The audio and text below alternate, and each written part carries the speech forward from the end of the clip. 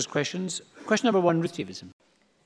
When you visit schools, people are most likely to tell you what you want to hear through fear of repercussions. That's the message from a primary school teacher in today's press to the Education Secretary, speaking anonymously because she fears being disciplined for speaking out. How does the First Minister think that reflects on her government? First Minister. Well, firstly, I should say that teachers, parents, sometimes older pupils, email me regularly. I'm sure it's the case for the Deputy First Minister, openly telling us their views on schools. Often they will talk about the very many positives about school education. At other times they will point out things that they think we should be doing better. So my message to any teacher, I've read the letter that Ruth Davidson has referred to, is that nobody should feel unable to come to me or to the Education Secretary and raise concerns at any time. I encourage that. I have always encouraged that, and I always will encourage that.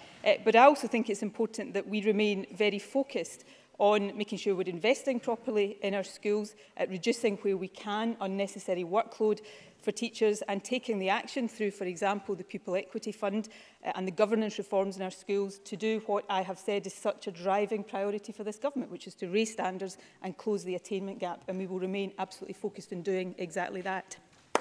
Ruth Davidson. The First Minister talks about reducing workload, but if that work's been undertaken, why do international studies show that our teachers are among the most overworked in the world? But let's just read out a little bit more from the letter that went to Mr Swinney that we all received in the last week.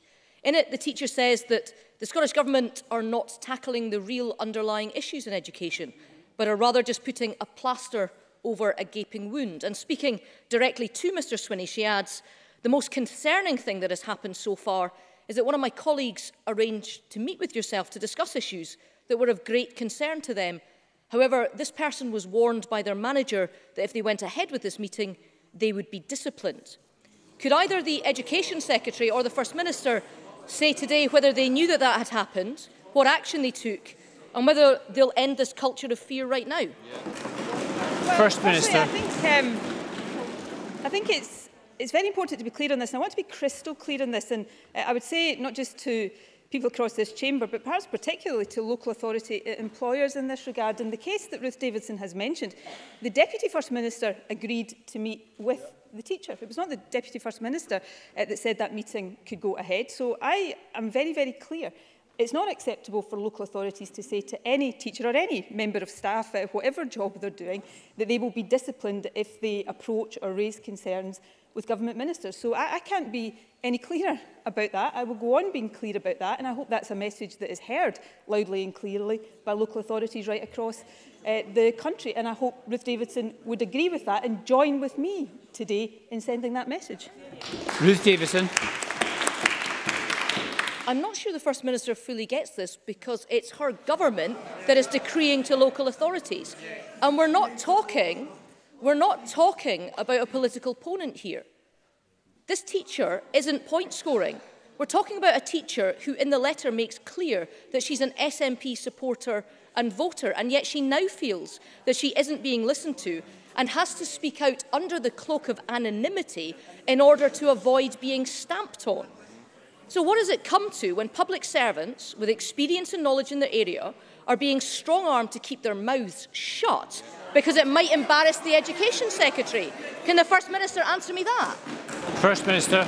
You know, I have to say that having read the letter that Ruth Davidson opened with in her first question, there are many serious issues in that letter that Ruth Davidson could have raised today, issues that this government is working hard to address with the teaching profession and with others. But I think on this issue, she is on extremely weak ground indeed. So let me recap for Ruth Davidson's benefit. In this case, the Deputy First Minister agreed to meet a teacher.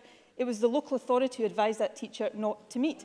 We do not decree that local authorities should do that. On the contrary, if there's any decree coming from me today to local authorities, is that that is unacceptable. Absolutely. That teachers should be free to contact me as First Minister, the Deputy First Minister as Education Secretary, or indeed any member of my government. So I'm not sure how I can make that any clearer for Ruth Davidson, and perhaps she would be doing a greater service to teachers instead of standing here and pretending that there's some other policy on the part of the government, would actually be underlining the fact that any teachers anywhere in the country are perfectly free to approach any member of the government. She would do a greater service to teachers if she got that message across loudly and clearly. Ruth Davidson. Presiding Officer, I think the transparency and openness of government is a serious issue that is worth highlighting. And as the teacher says in the letter today, their issue isn't just about resources, it's about workforce planning, it's about a failure to implement policy properly, it's about a failure to listen to people in the front line, a charge that's made front and centre. It's about a culture of fear and secrecy that is currently stopping people from speaking out because of the repercussions for their careers. So we do need an openness in government in Scotland, one which welcomes transparency and scrutiny, not just because a letter was written, a government that asks teachers to tell them what's happening, and not one that forces them to keep their mouth shut. Wouldn't she agree? First Minister. Let me issue this message to teachers or to any other public sector worker across the country. Come and tell the government how you feel about your job and your public services, whether that is good or bad, whether that's about positives or things we want to do better. And actually, Ruth Davidson would be better advised to join me in putting that message out there. Openness and transparency is hugely important. That's why the Deputy First Minister is in schools every single week. That's why he and I talk to teachers regularly, not just in my capacity as First Minister, but in my constituency surgeries, of which I do many. And that message is one that we should all convey to teachers. So, for what, the third or fourth time, let me be clear to teachers that they can come and raise anything they want with the government, and let me be very clear to every single local authority of every party administration across the country that it is unacceptable to say to any teacher that they will be disciplined for doing so. So I think I've made that pretty clear, and I hope it's widely understood, not just by Ruth Davidson, but by everybody across Scotland.